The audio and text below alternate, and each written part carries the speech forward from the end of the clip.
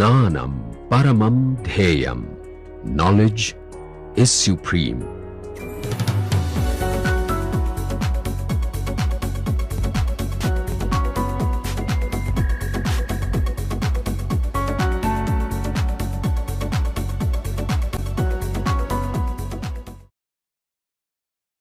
So far we did combination of spin orbit coupling, but we can try to take two particles at rest.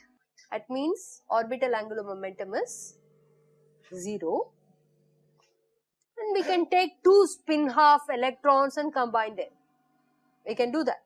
The same methodology I told in the earlier slide. What is the modification? The only modification is the direct product space will be a spin space of first particle times the spin space for the second particle. Is that correct? You can see it in that fashion. So you can take two spin half at rest. Okay. So that means the L for the first particle is 0, L2 for the second particle is 0. I don't need to worry about it. If something is 0 spin, it is like as if it doesn't play too much of a role. Adding a 0 to anything, angular momentum addition, that does nothing. Okay. So we can try to take the space as spin space. Now for such a particle, you can write it as a direct product space of S1, MS1, S2, MS2. I have suppressed the orbital quantum number, assuming that it's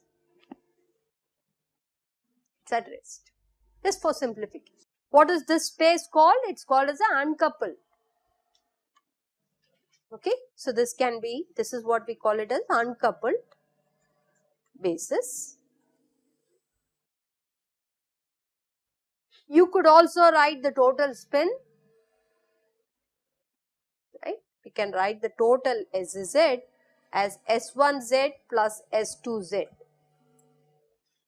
What is the meaning of this in this coupled basis? It should be technically treated as S1Z cross identity plus identity cross S2Z in this direct product space. But I can also take the coupled basis where it is total Z, total SZ and total S, and I can write a coupled basis as S1, S2, S, MS. This is a coupled basis. Is that okay? S1, S2 will be half. Yeah. Yeah, you can do that, but just for simplicity, I am just saying the tag of particle 1 and particle 2, I just want to keep it. But if you have two spin half, you can put S1 and S2 to be half as he says.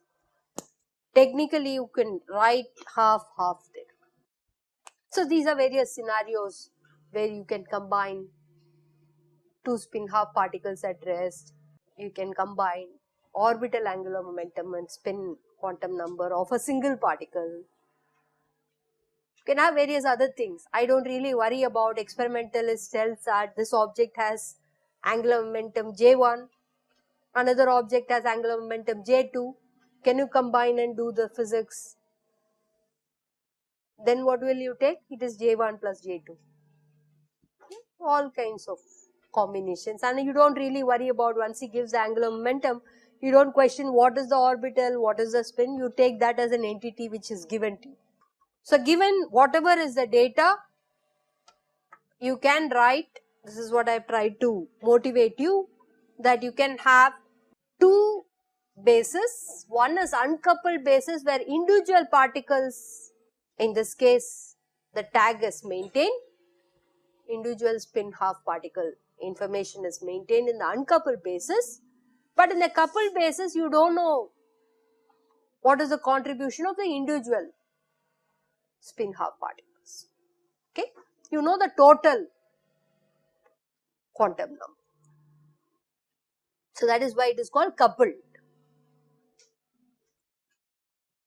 So again, two coupled equivalent space, you can write, as he said, you can put S1 and S2 to be half, just to keep track of the tag of 1 and 2 particle, I have put it here.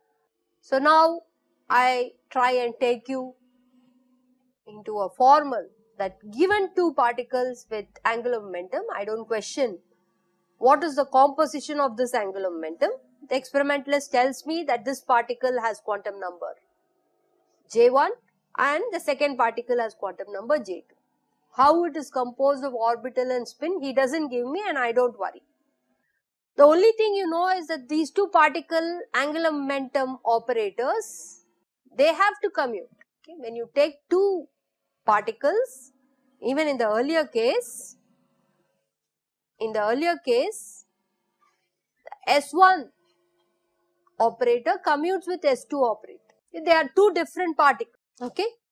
So you can take J1I commutes with J2J, where J1 is for particle 1 and J2 is for particle 2, and take any particular component, ith component and the jth component, and that combination is, that commutator is always. This is the meaning of saying that these two particle angular momentum operators, they commute. So uncoupled basis states, we can write a tensor product or a direct product of J1 M1 times J2 M2, or equivalently people write this as J1 J2 semicolon M1 M2. This also I try to stress with spin orbit and 2 spin, that you can write the total angular momentum formally as J1 plus J2, but you should remember that J1 will operate only on the first state and similarly J2 will operate on the second state. Most of the times they don't write cross identity plus identity cross J2, but you should remember this. So that is an equivalent basis in the coupled angular momentum or total angular momentum, which is an equivalent basis because the dimension of these two will match. So change of basis, how do you do it? I have kind of indicated to you. One is the dimensionality have to be equal.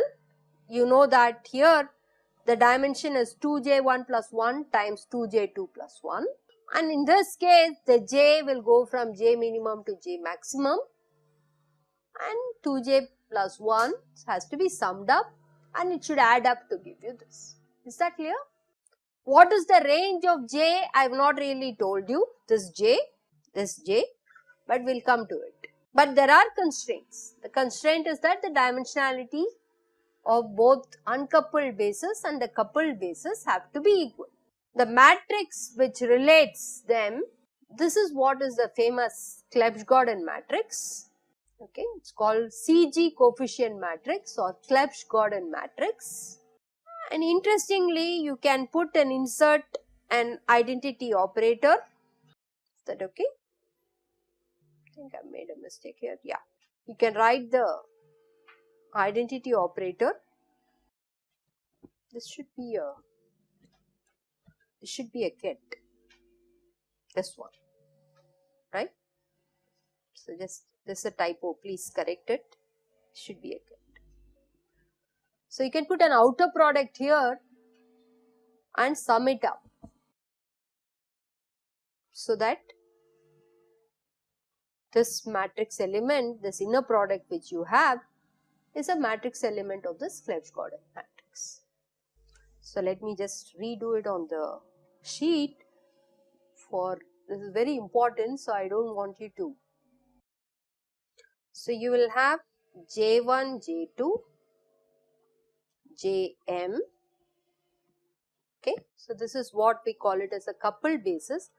I prefer to put this coupled basis with the curved line. Usually we put it as angular bracket just to remember that it is curved. It's a coupled basis. I just like to keep tag of it by putting a curved line. Not that book put it, but just for our sake we'll put this. Here I am going to insert an identity operator and write this J1, J2, Jm. and this identity operator is in the uncoupled basis, which will be M1, M2,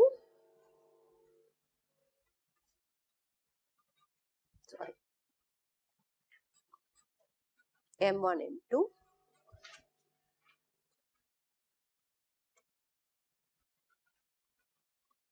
okay. So you have J1, J2, Jm will be summation over M1, M2,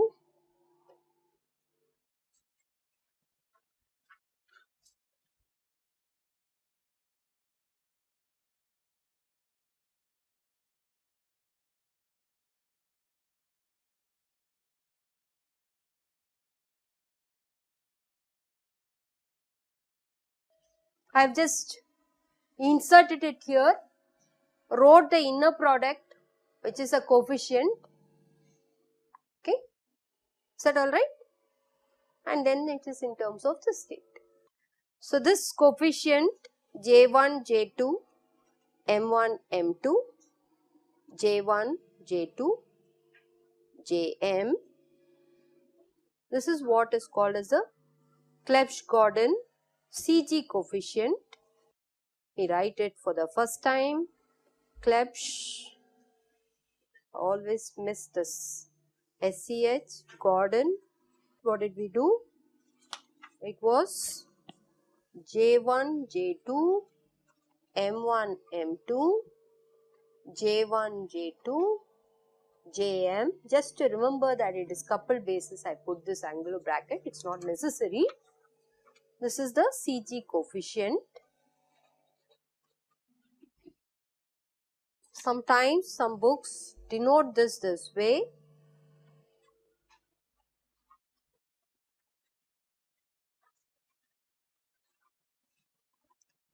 Okay. Sometimes they call this as a Wigner 3J symbol. Okay. This is just to remember that you combining J1 and J2 with the corresponding magnetic quantum number M1 and M2. The combined J1 and J2 is the total J. That J is not just a simple scalar addition. That J is having some range, we will come to it. And you also have a corresponding magnetic quantum number associated with this. This is a different notation, which sometimes the CG coefficient matrix are written in this notation. Both are equivalent notation. So this is the matrix element of the coupled state, coupled basis state with the uncoupled basis state. That matrix element is what will give you the coefficients of the CG matrix. This is one of the elements. So this depends on whatever is the different J, M and different M1, M2 will give you all possible elements. Our aim is to work out for two spin half particles at rest. What are these coefficients? Similarly, let's take orbital angular momentum of a particle to be 1, which is a spin half particle. Let's find out what is the CG coefficient for that case. And the reason we need the CG coefficient is, if you know the CG coefficient, you can go between coupled bases and uncoupled bases back and forth using the CG coefficient. Some situations, the coupled basis will be a convenient basis. In some situation, uncoupled basis will be okay to work with. But if you want to go back and forth, you should know what is the CG coefficient. You should know how to compute the CG coefficients. That is what is the main, calculational things which we are going to do. So this angular bracket has to be a ket there, and the matrix elements are called the CG coefficients, and it is, I have put the same bracket here, but you could try and just for remembering, as coupled bases, you can slightly smudge this bracket. Okay. How do we prove this? How do we prove that the CG coefficient is non-zero only when this total M is restricted to be the sum of M1 and M2? How do we prove this? It's very simple. Take the total JZ operator, JZ minus J1Z minus J2Z. What is that? JZ is equal to J1Z plus J2Z. So, JZ minus J1Z minus J2Z is a zero operator, null operator. The JZ will prefer to operate on which basis? JZ will prefer to operate on the coupled basis, right? JZ is the total J, Z component of the total J. It will prefer to operate on the coupled basis. That will give you MH cross. J1Z will prefer to operate on uncoupled basis. That will give you M1 H cross. J2Z will give you M2 H cross. So, M minus M1 minus M2 has to be 0 because this is a null operator. Many CG coefficients will be 0 trivially by this condition. And the good part about this is that this also fixes some kind of a selection rule in the experiments. When they take a selection rule of combining interacting two particles with magnetic quantum numbers M1 and M2, they have to make sure that such an interaction should satisfy this condition M equal to M1 plus M2.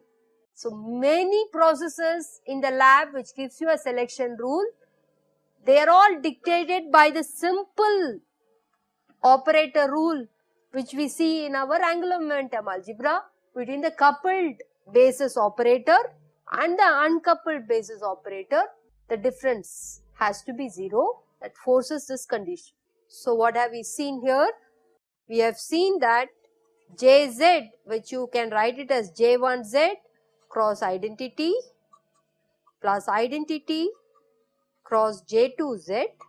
If you take Jz minus J1Z, formally people don't write this, but if you want you can put this in for at least for the first time, and minus identity cross J2Z, that is 0, and you take it between the coupled basis and the uncoupled basis. So, this is uncoupled and take it to be the coupled basis. So, the uncoupled basis is this and coupled basis is this. If you do that, Jz will give you MH cross, and if you don't want your coefficient to be 0, then that tells you, puts a restriction that this coefficient is non-zero if M1 plus M2 is M. Can't be arbitrary. What else can we get out of this? This kind of a simple operator between coupled basis operator is this, uncoupled basis operator is this. Can we get some more information with J plus minus? We can do that also, right? We can put J plus here and write it as J1 plus cross identity cross J2 plus. We can do that. And we can start seeing, is there some kind of a restrictions which we can get. So, this is a simple restriction which I have got. Okay. What is the maximum value of the total magnetic quantum number? The J1 maximum is M1 has to be J1, M2 has to be J2. So, M maximum is J1 plus J2. If M maximum is J1 plus J2, what is the corresponding total J maximum? Jm when I write, if M max is J1 plus J2, the J has to be at least J1 plus J2, and if it is the maximum, it cannot exceed that. That will be the maximum value for. So, that summation which I did for J max and J min, I can try to. So, I will write M has to be M1 plus M2, M1 max is J1, M2 max is J2. So, your M max equal to J1 plus J2.